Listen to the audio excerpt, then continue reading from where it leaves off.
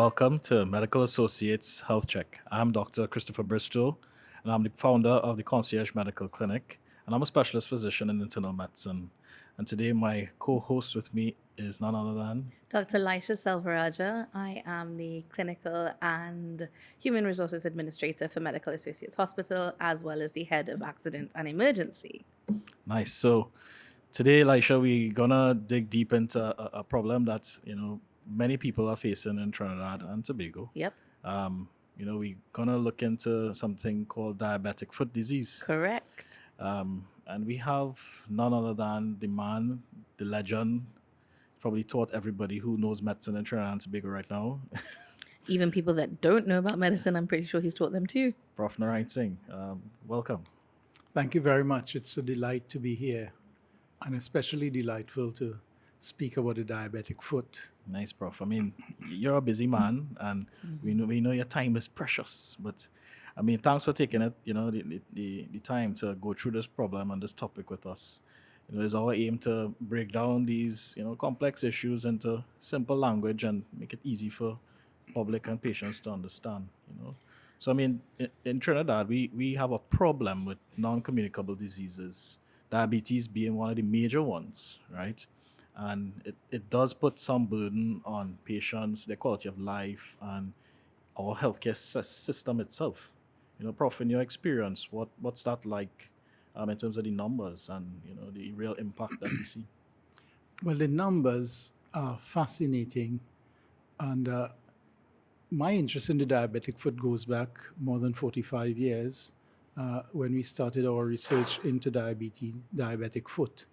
My first publication was about 40 years ago, and in that time I've published 30 papers on diabetic foot, all local. So I think we understand the problem, and I would not say all, but most of the fundamental aspects of the problem. Now, since that first paper about 40 years ago, the number of amputations has doubled. So that Prof, before you go on, is it doubled because there is an increasing number of diagnoses, or there's an increasing number of diabetics that are left untreated? Well, that's a hard question. We do know that the incidence of diabetes is increasing. We have an increasing aging population, increasing obesity, increasing chronic disease. And this increase in diabetes has resulted in people losing their legs at an earlier age. Correct, yeah. And also more people losing legs. So you have a number of factors, and it's hard to say which one is more significant than the other. Obesity, of course, is a big problem. And people with ulcers, pressure ulcers on their feet, if they're overweight, it's far more difficult to treat if that diabetic osteoarthropathy with the bones collapsing, far more difficult to manage if they're overweight.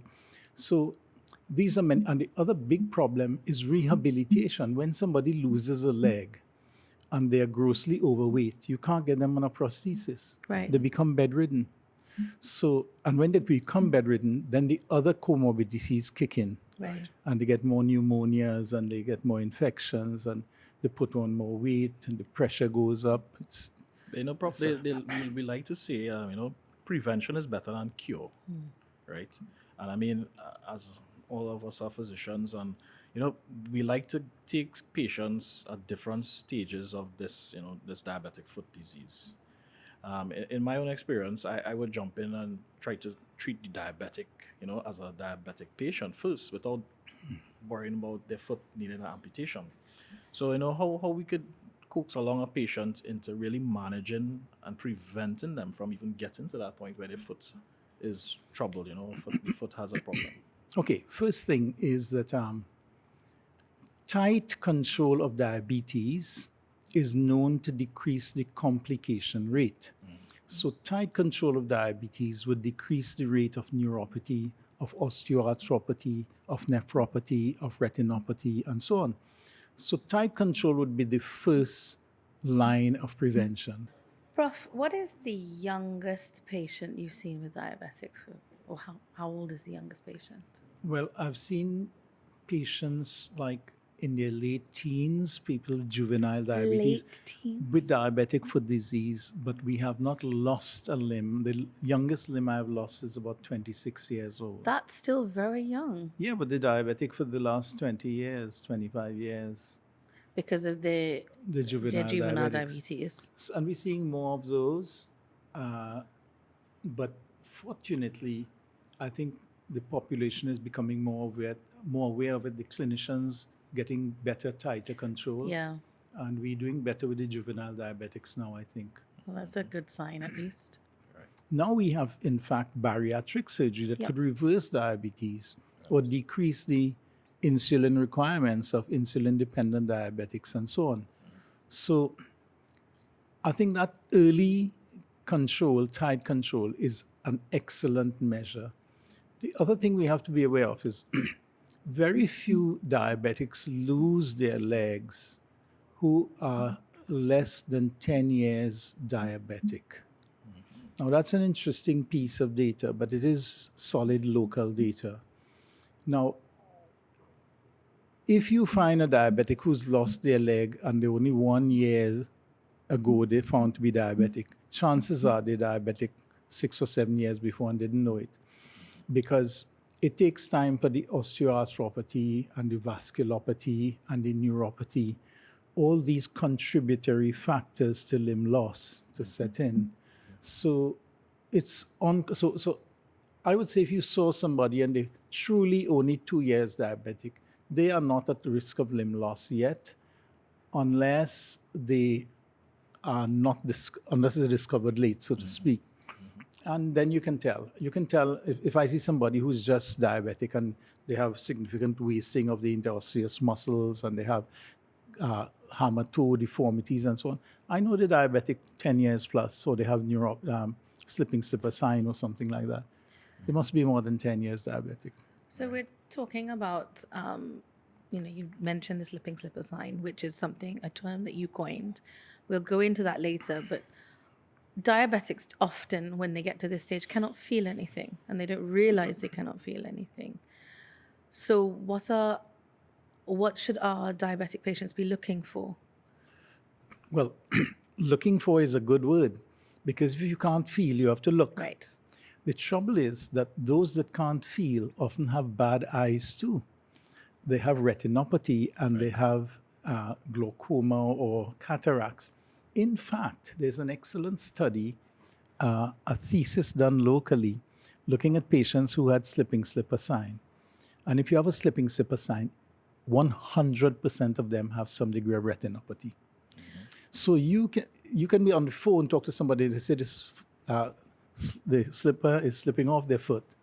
And you say, well, you got to get your eyes checked. Right. And they'll have retinopathy. And the other thing is that most of the patients we see who have amputation due to sepsis have had a slipping slipper sign. About 80% of them have had a slipping slipper sign in the last year. Right. So, Prof, since we don't say it about 100 times, slipping slipper sign is a very nice clinical finding that you could get as a physician when you're examining your patients, and you just ask them, what does that really mean? For the patients, because I'm sure when you explain it, somebody's like, oh, yes, that's happened to me, right? So, Prof, what is really the slipping slipper sign? Prof, before you go into it, we're just going to take a quick break. So don't go anywhere. Come right back and Prof will explain what the slipping slipper sign is. Medical Associates Hospital is the only internationally accredited tertiary healthcare institution in the Caribbean for quality in medical care. Medical Associates' gold standard for quality medical treatment, culture of safety for patients and visitors, care based on leading, evidence-based best practices and compliance with international standards make us the leader in private hospital care in the Caribbean. Medical Associates Hospital, number one healthcare for the entire family. So here are some tips for taking care of your feet. Prevent serious foot complications by preventing trauma. Trauma means avoiding high risk things like gardening barefooted, walking in the yard barefooted. And when you get an injury, you should seek attention immediately. Avoid the home remedies, the candle wax and the various leaves and the herbal remedies. See a specialist urgently. Look for cuts, redness, swelling, blisters, ulcers, and so on. Have somebody inspect your feet if possible, because you may not be able to see very well. Wash your feet, keep clean, dry it properly, and cream so that you would have it moist. Better have somebody do it for you so that they can notice any abnormality.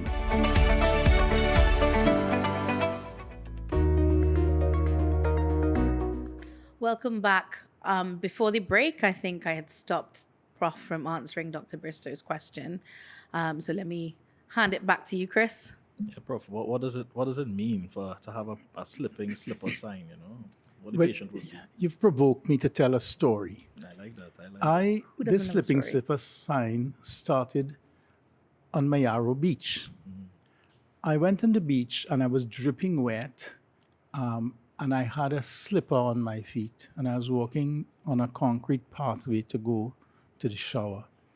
And the clothes dripping into the slipper, I found that the slipper was slipping off my feet, and with the sensation, I know when it's going to slip, and then I have to curl up my toes and hold the slipper, and then walk slowly so it doesn't slip off my foot. And I reasoned before I even reached the shower that a diabetic, first of all, wouldn't be able to have the sensation it was slipping off, and secondly, he or she wouldn't have the fine movements of the toes Correct, to yeah. hold the slipper. And therefore, if I were diabetic, it would be slipping off my foot. So I started from that very next day back at work to ask diabetics and lo and behold, because I see the bad ones who have foot problems, I would say 80 to 90% of them had the slipping slipper sign. How long ago did you coin this term? I would say about 25 years ago. Oh, wow. Okay. And then several studies have been done. Professor Tilaksing led some good work on it and demonstrated that other things were going wrong with these people. About, I think, 60% of them had nephropathy, microalbuminuria, Right. that they didn't So know nerve about. problems. And 100% of them had retinopathy and so on. So they had other severe manifestations of diabetes, not realizing. So just a slipping slipper sign alone should tell you, look, you're in trouble. Yeah. And in our case, because we deal with legs, about 80% of our amputees for sepsis have a slipping slipper sign in the last year, have had. Prof, what are like the common misconceptions relating to diabetic foot disease? The two big problems with diabetic foot disease, misconceptions, as you say, is that patients feel that because they're not having pain, they don't have a problem. It's like breast cancer. They have a lump because it's not painful. Similarly here, they see something, but they have no pain, so they think, well, it's okay. So that's an important thing. The other misconception now applies at the health worker level.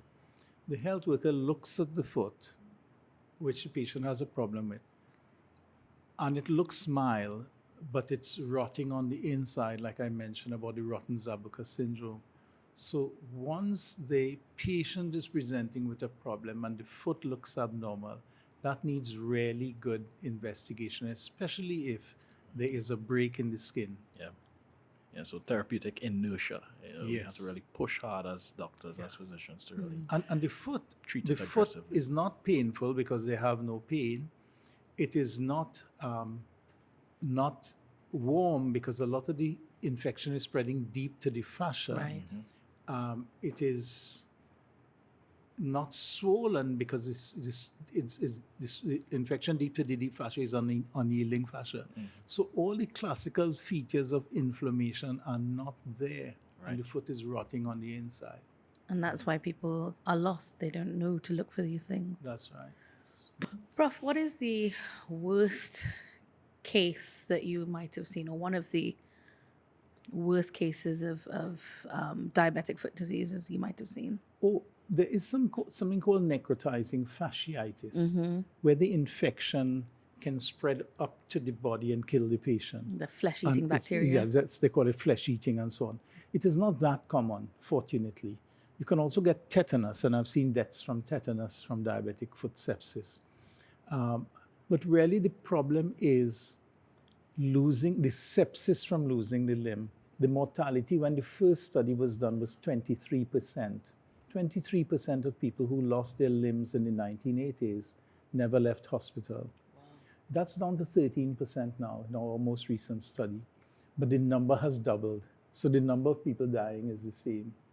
You see?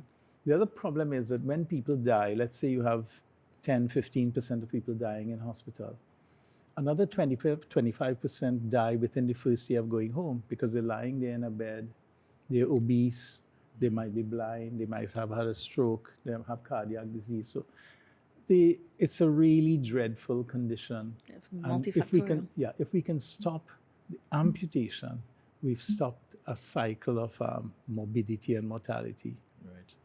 So, Prof, like, how, patients will come in and you might see a patient walking. And just from just observing how they walk, you'll know that foot not good, right? From how their shoes look, that foot not good. When you have a diabetic foot, you also have to examine the patient's shoes. Also, like, look on the outside of the shoe and inside the shoe. Because a patient not feeling anything, they might have a stone in their shoe. They might have a And That nail in dig their through shoe. a foot, They right? published that too. Yeah.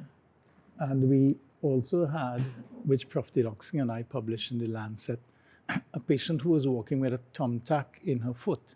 And she's walking, and where she has carpet, she doesn't know she's walking. But when she's walking on the concrete in her house, she hears tack, tack, tack. And then she stops and looking around, and the tack has stopped. And then she walks in, she hears tack, tack, and she looks again. But she's feeling nothing, and she has a thumbtack in her foot. And we have had a couple patients like that. I've had a man walk on hot galvanized, and I have great pictures of both feet blistered and peeling, not knowing that the galvanized is really hot. And he was fixing his roof. And then you can look at a diabetic foot. I think I may have a picture to you. So You can just just see, before yes. we show the pictures, I just want to let people know that the images may be a little graphic, but it is necessary so that you get a full picture of what diabetic foot disease is. Yeah. So if you look at this foot, from the time you see this foot, if even there were no ulcer, let's say there wasn't that ulcer, you can just look and see how that foot is deformed. The big toe is bent down, the other toes are bent upwards. And when we x-ray it, look at those bones are gone. This is severe diabetic osteoarthropathy. And that ulcer is a pressure ulcer from abnormal pressures on walking and standing. And the patient feels no pain. So they're eroding from the bone down to the floor, eroding through the flesh, and they don't know. Similarly, look at this. You can just look at this and see that this is an abnormal foot. That's all you need to know. All the patient needs to know is, look, my foot is not looking normal. And often it is asymmetrical, meaning they can look at the other foot and say, this foot looking good and that one not looking good. And that's enough for them to go to the doctor. And the doctor can look at it. And you see when the foot is bulging, in the middle of the foot there's a concavity in the normal foot. There's a convexity in the abnormal foot. That's a sign of tarsal, metatarsal bone disease. And that's a it's- Charcot's foot. Charcot's It's a foot, Charcot's indeed. foot. So, and these feet are warm and swollen and discolored, makes you think it's infected. It's not infected. They're very warm in diabetic osteoarthropathy. So they look like an infection. It's warm, it's swollen, it's discolored. They go on antibiotics and you get not getting results. This patient was on antibiotics for 2 months before she came to see me. On the x-rays here, you see there's bony disease. She needs to get orthopedic to look how flat that foot is in the Yeah. lower of the two. She needs to get foot support properly organized. And we now fortunately have a system of measuring the pressure. They stand on a machine, which Dr. Harnanan has, Yes. and the machine will show which areas are getting the most pressure. Pressure. And the machine designs an inner sole For to you. adjust the pressures so that the patient will have a more even distribution of pressures on the Look foot. at technology. Technology, amazing. Yeah. We Prof, never had that in Trinidad. Before we tell them all the secrets for treatment, we'll hold that until we come back from this Right. next break, Right. And we'll dig into that treatment segment Excellent. in a few. Excellent. Stay tuned with us. We'll be back shortly. Medical Associates Hospital is the most affordable MRI imaging center in Trinidad and Tobago.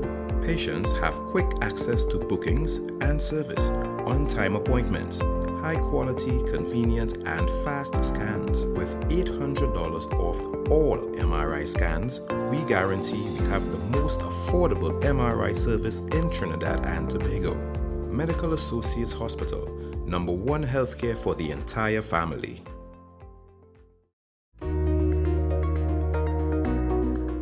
Welcome back, guys. So we'll be getting into the treatment options for diabetic feet now. So, Prof, I mean, these diabetic feet, when they're in a bad state, is usually have a distinct smell to them. What you do with that smell? It's interesting you mentioned the smell because we have patients who have diabetic foot infections who can't see. Many of them are visually impaired. And they smell that the foot is not normal. So they can't feel the foot is insensate. And they smell that something is wrong. And then they come to see us. So smell is not a bad thing, at least in terms of diagnosis, but it's a very late sign. But coming back to smell, the two main causes of diabetic limb loss in Trinidad are infection, which accounts for about 70% of limb loss, and blood supply problems, which accounts for about 30%. Now, the infections are many of them preventable because it's usually about 70% of them are due to trauma. They get a nail chip, they get a cut, they get an injury with a shoe, or like you said, something inside the shoe. So injury, if we can prevent injury, we'll prevent about 70% of the infected feet. And the other problem with them is late diagnosis. If you had an infection in your foot, or if you had a little infection in your tooth, it's so painful that you get an early sign. They have no sensation at all. And if you look at that picture on the screen there, that lady's been walking around with her toe looking like that for the last month, and she finds that it's starting to smell. But she can't see the toe well enough. But when I x-ray this toe, she broke her toe, not knowing that she broke it. She bounced it somewhere and it broke. And it was a compound fracture, it got infected, and all the bones are going. She has to lose that toe in order to save the foot. Right. So that's a mix of the problems, the infection, the trauma, the puncture injuries are notorious for puncture injuries, which they don't feel. So that's one problem. The other problem is the blood flow. So we have these diabetic feet that don't look swollen at all. If you look at this picture, these are dry. They look dry. The one on the extreme left looks pale. The one in the middle has started to show mottling, blue discoloration, and the one on the right has gangrene. These are shrunken, shriveled feet, not infected, swollen, oozy, smelly feet. And these have a poor blood supply. So by looking at the foot, we can often tell whether it's a septic foot or a ischemic foot. If it's an ischemic foot, it doesn't matter what ointments you put on that ulcer you're seeing there and what potions you put or what. Wouldn't heal. It can't heal. It doesn't have a blood flow. What we have to do is assess the blood flow non-invasively and then by arteriography and restore the blood flow. Thank God now we can do endovascular techniques where we don't even have to cut you. We can do angioplasty. We can stent down to tibial vessels. We can do bypasses if it's complex, whatever. But we can save 90% of ischemic limbs. And we probably could save about 90% of septic limbs if we get them early enough. The problem with septic limbs is that we get them too late. Prof, medicine is always changing. It's always evolving. And I know you mentioned a couple of things before. So tell us about what modern technology or techniques are available in the treatment of diabetic foot disease. Well, the two major advances we have had here in Trinidad in about the last, I would say, 8 to 10 years, more so in the last 5 years, is the amount of angioplasty we are doing. So here's a patient with a diabetic foot, it's infected or whatever, and it's ischemic, and they have blood vessel disease. So instead of cutting them, because if you cut a diabetic infected foot, the healing is a problem, Troublesome to heal. and so on. We can now puncture the artery, go down the artery, open it up, balloon, angioplasty, stent it, and we can do that down into tibial vessels, and we're saving a lot of limbs like that. That's something we couldn't do before. Pretty incredible technology there. What was the roles, Prof, of using or optimizing the patient's foot mechanics in, in treating these kind of problems? That's a good question. I would say that's more in preventing rather Yeah. than treating. Yeah. From the time they develop osteoarthropathy, you get them in proper footwear.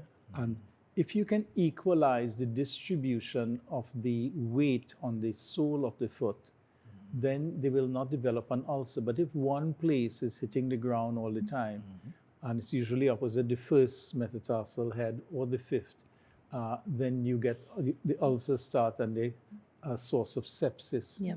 So prevention is a really good and important thing by appropriate footwear. But say we now have a good system of actually objectively measuring it, and the machine designing the inner The sole. orthotics and stuff. Yeah. Right? Yeah. So, but these ischemic ones, these need arteriogram, they need angioplasty. A lot of them need open bypass surgery, complex surgery, but we can save about 90% of these. And the ones that don't get saved, Prof, are amputated.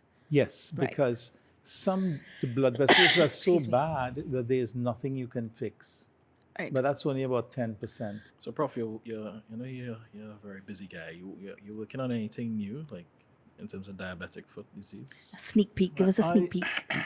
I'm quite excited about a new thing I'm publishing on something called the sliding foot. You know, everybody, including you and I, we wear a shoe that has a heel. So the heel is a little higher than the forefoot, which is not normal. So all of us walking abnormally. Now, if your foot has no sensation, and if it's dry, because you have sympathetic autonomic neuropathy, so the foot is dry and insensate, it slides forward in the shoe. If it's a slipper, it can slide down and cut between here, and we've lost feet. Because of that. Yeah. It's just sliding down and cutting there. Wedge. Or if it's a steel tip, boots down the Toes. multiple toes. So we're seeing this sliding foot, which is an interesting, or sometimes it goes over the tip of a sandal, and on the tip of the toes is hitting the ground. So the patient is walking and the sandal ends here, and the foot is outside where the toe is hitting the ground, and the patient doesn't know. That's incredible. So it's the sliding foot. That's the new one. That's the new one. Prof, we do see some level of amputations. But I think a lot of people don't realize how far up the limit can go. You now have below the knee and above the knee amputations. What proportion of patients do you see on a monthly or yearly basis with these? As I said, we lose limbs. About 3-to-1 was the ratio in the 1980s of above knee to below knee. Now we 2-to-1. We're still losing too many above knees compared to below knees. We can really save the knee a lot more times by various techniques. So I think one is we can save more limbs. That's the first thing. And secondly, we can save more knee joints.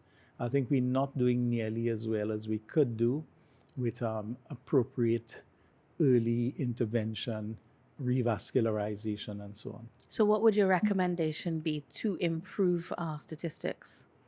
We need to see the patients early, and it's difficult for anybody who really is not dedicated to this diabetic foot story to diagnose it accurately. Even when I'm going on the operating table, and I've operated on thousands of them, I still don't know the extent of disease until I go into that foot. It's like a rotten zabuka.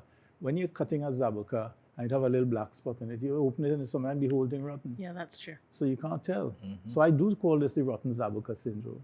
Nice. Zabuka. Next thing with Zabuka is a pila, no, prof.